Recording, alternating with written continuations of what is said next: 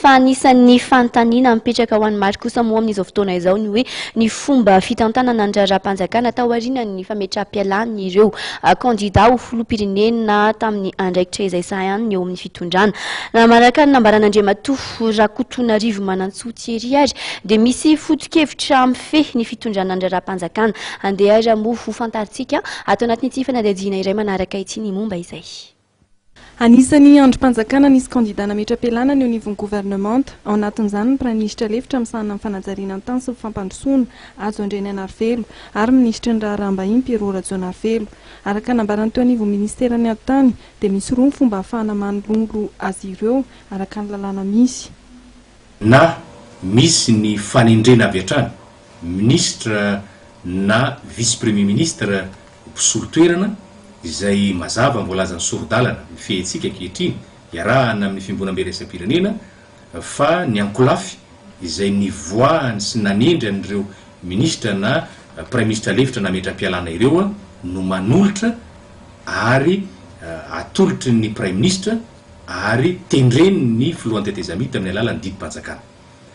Raha ohatra ka tsy mbola azo atao izay fanendrena ministra na praiminisitra lefitra vaovao zay no ny antony maro dia ny raharaham-panjakana sy ny raharaham-bahoaka tsy maintsy mihodina dia eo ny sekretera général ny ministera na ny sekretera général ny praiminisitra lefitra izay tsy maintsy amoahana didim-panjakana ihany koa mba ahafahany miandraikitra ny fisolohan-toerana ny ministra na ny praiminisitra lefitra izay nametra-pialana. Lehibe ny faritra Menabe, Andriamatoa Faharo Tsimbalason ihany koa dia anisan'ny kandida nametra-pialana. Eo ny sekretera général ny faritra izay ampandeha ny fitantanandraharaha ny faritra, fampandehanan-draharaha andavanandro ny faritra, mandra-pisiny ny fanendrena ny lehibe ny faritra vaovao.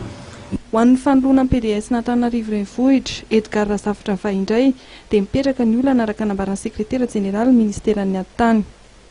Raha ny tokony ho izy dia ny filoha lefitra eo anivon'izany délégation manokana zany no mampandeha ny raharaha andavanandro ny commune. Ny olana nefa satria raha ny voalazan'ny lalàna ny délégation manokana eo anivon'ny commune dia tokony ahitana olona telo.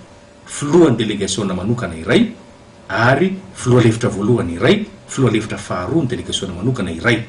Ny eto Antananarivo nefa dia ny filohan'ny délégation manokana ihany no ao anatin'izany délégation manokana zany.